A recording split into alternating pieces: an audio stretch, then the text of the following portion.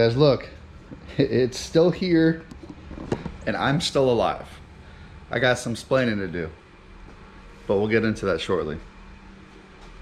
As of now, we got some plans going on with the Miata. I've taken a little break from the YouTube filming. I'm sorry. But we got some big plans in the works. Winter is going to be pretty awesome. I have one more race I'm planning on doing this year. And then things are getting serious for 2021. So I'm going to catch up with you in just a second on my drive to work. That way I have time to talk. I'll see you in a little bit. Alright, so I'm on my nice long drive to work. I had to meet up with my buddy Eddie. He's borrowing my oil filter cutter. So I gave him the last oil filter off the car and I said, hey, cut this apart and let me know how it is too. Because I don't feel like cutting it open. That shit's too dirty. So yeah, I've kind of taken a break, a lot longer of a break than I was anticipating. So basically, you saw, I think the last video really I posted, we were testing to go to LS Fest. Well, you know, I made a few passes, get ready for LS Fest. Car kind of worked how it should. We go to Kentucky. You know, we drove through the night. It was like a 13 or 14 hour drive. So we got to Kentucky, registered, we set up, hung out with Sergio, and we were about to leave to go to the hotel. Then we found out I was supposed to actually be testing that night, so we had to run back to the car, get it ready to make a pass. I made one pass Friday night, and then we got there early Saturday. I made one pass like 10 o'clock in the morning on Saturday, and then it started raining around noon, and it never stopped. It rained for like a solid 24 hours.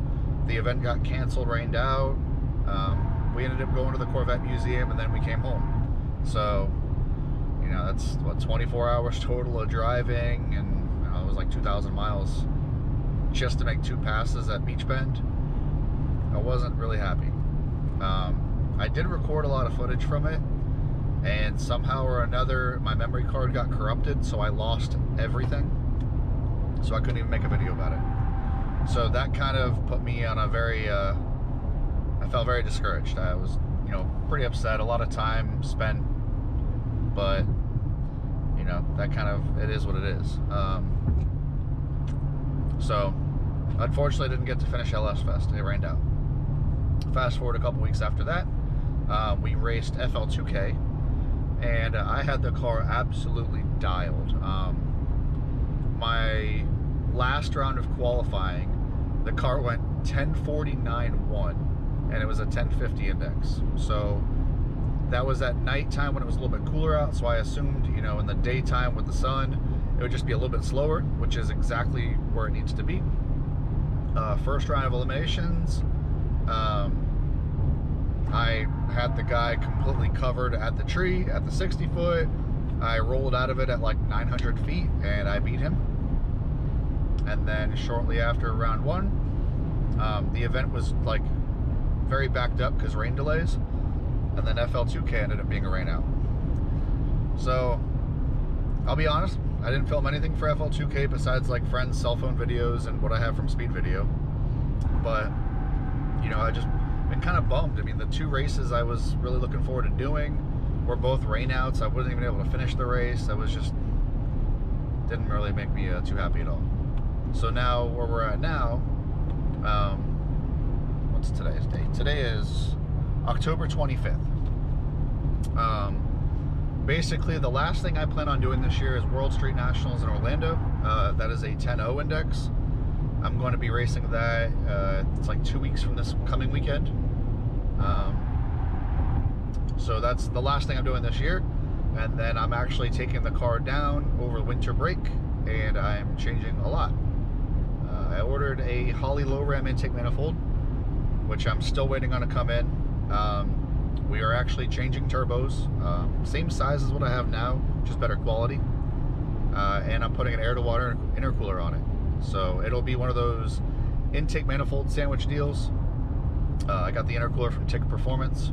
So basically the overall height of the low ram with the intercooler is the same height as a Holley high ram. So it's gonna stick through the hood quite a bit, but it's just, everything is a lot more simple. So definitely one of the things I wanted. And then the turbo will no longer be forward facing, it'll actually be sideways in the bay, and then the exhaust will dump out the driver's side front bumper. I don't know if it's just going to be flush out or if it's going to have bullhorn yet. I'm not sure what I want to do yet. I guess we'll have to wait till the time comes. So it's been definitely been a very interesting few months. I've been busy. I mean, I've been doing stuff for the past 7-8 weeks straight. You know, leave work Thursday, I'm shooting out of state somewhere. So I went up to Riverside, Chattanooga for a car show. That was awesome, great time, nice and cool. Finally got some nice cold weather. I raced FL2K, which unfortunately, like I said, was a rain out. And then shortly after, I actually shot up to South Georgia to help Brian with No Mercy 11. So Brian's car is back together and doing well finally. And yeah, so I think the last thing that we all have planned for this year, like I said, is Roll Street Nationals. Brian's got the goal of going 420 at 170 in the 8th. In Georgia, we went a 434 at 168, I believe. So I mean, he's right there on that goal of his. So I'm very happy for him. And like I said, I got a lot of stuff to change on my car. I'm very excited to. And start getting after it and start making it fast. So I'm shooting to work right now. When I get off of work, I'll show you what we got sitting at home waiting for winter upgrades. I'll catch you then. All right, so it's definitely not after work. It's the next day. I got really tired when I got home. So I want to briefly go over with what's going on for the winter. So as you see here, this is the current state of the Miata. It is currently a stock bottom end 5.3. Brian's Thule Racing Stage 2 turbo cam with push rods, valve springs, retainers, the whole valve train kit. We are currently running a VS 8588 turbo. And then I have the Holley Holley single plane intake manifold with an elbow throttle body, and that's the current setup now. So as far as power numbers, I have no idea what it makes. The car's never been on the dyno after I pulled the 76mm off. So I would have to guesstimate right now, probably in the neighborhood of like 7-ish, 100 horsepower. So over winter, I'm changing some stuff. Ever since I've had this engine, I've had issues with timing related things. The crank trigger's off and it doesn't seem to be right. The guys over at Fuel Tech have been telling me this since day one. I finally listened. So this right here is a Innovators West crank trigger kit. So this will get bolted on the balancer, and that is the crank trigger that I'll be using from now on, instead of using the one that's in the engine. So this will be hopefully the end all be all fixed to my timing related issues. And then here we go for a part of the turbo kit change. Same turbo we're going to be using, but this is a T6 housing. It is a 132 T6. So as you see, I'm actually going to be using a single 3-inch inlet. I got this awesome collector from Vibrant Performance. So this will basically get welded on here. You know, not exactly like this, but it'll get welded on there. We'll have the wastegate coming off the center, and the exhaust will be coming from the same headers I have. The turbo is basically going to be sideways, and the exhaust is going to point out the driver's side on the front bumper. So as you see here, I got some stainless bits, I got some tubing, and then this right here is the new bad girl I've been waiting on. TIC Performance low intercooler.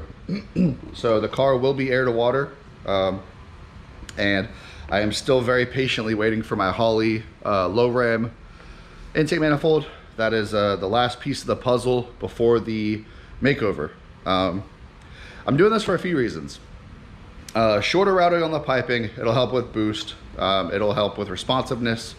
I think as far as packaging wise, that's the best I can do on a Miata. Also, with the turbo being sideways, my complaint is how close I run my exhaust to my coolant hoses. I mean, as you see, you can't even put your finger between the two. As a car that I'm building for Drag Week, I definitely need this car to be very good on temperatures. And I think part of the reason why the car gets warm a lot is because the exhaust is very close to the coolant hoses. So that's a good reason on its own.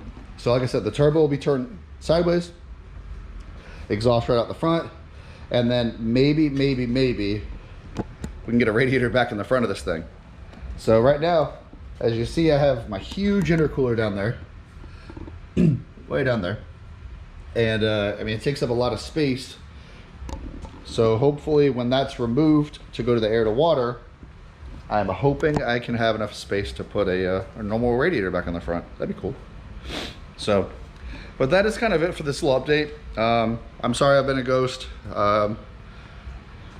Just life happens, I guess. I really need to get back on the not to say bandwagon, but I need to get back on the work of doing the videos. A lot's changed, a lot of good has happened, and I want to share you guys on the journey of the turtle. So, as you hear, she is officially the turtle. So, I appreciate you guys watching this video. It's been a while. I promise I'm not going to slack as much. I have a couple videos I'll be posting this week as well. We are going testing Friday, and I am looking at getting a personal best. I'm looking at going deep into the 9s. The current PB on the car right now is a 969 at 143. I wanna beat that record pretty badly right now. So Friday, I'll be going to the track. And until then, you guys have a good one. You stay safe, keep building your race cars, and I'll see you later. Thank you.